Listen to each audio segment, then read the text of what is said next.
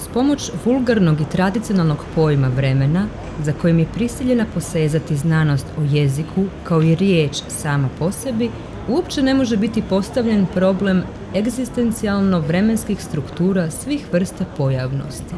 Kako se vremenska konstitucija dade bjelodano prikazati? Ono što za neko promatranje ima karakter prolaznog iskrsavanja i iščezavanja, to spada u izvornu stalnost egzistencije. U izmicanju sadašnjosti leži ujedno rastuće zaboravljanje, poput niza fotografija koje neka znatiželjna osoba učini unutar određenog vremenskog kontinuiteta. To što se znatiželja oduvijek zaustavlja kod sljedećeg i zaboravila je prijašnje, nije neki rezultat koji proizlazi tek iz znatiželje, nego je ontološki uvjet za nju samu. Nedvojbeno se čini krajnje paradoksalnim prikazati vrijeme kao nerealno i svi zaključci koji podrazumijevaju njegovu nezbiljnost jesu pogrešni. Takovi prikazi postavljaju čovječanstvo u nenaravan i otuđen položaj koji pretpostavlja nezbiljnost prostora i nezbiljnost vremena. Lako prihvaćanje tako oštrog i odlučnog stava svakako ne može biti dobro, pa ipak se takvo vjerovanje pokazalo privlačnim tijekom povijesti. Mjesta u vremenu, kako nam se vrijeme pričinja na prvi pogled, razlikuju se dvojako. Svako mjesto je prije nekog i kasnije od drugih.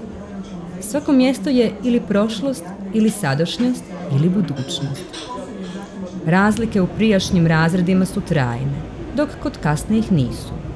Ako je M prije N, uvijek je prije njega.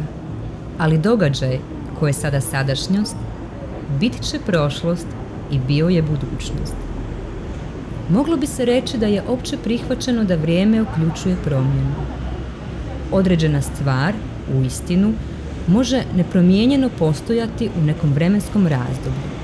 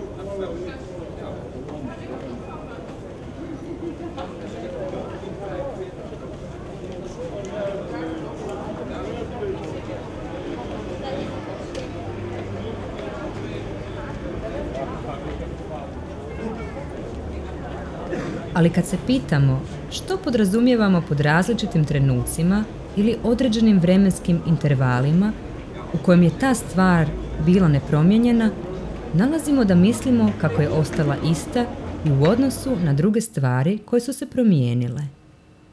Univerzum u kojemu se ništa ne mijenja, uključujući i misli svjesnih bića u njemu, jest bezvremeni univerzum.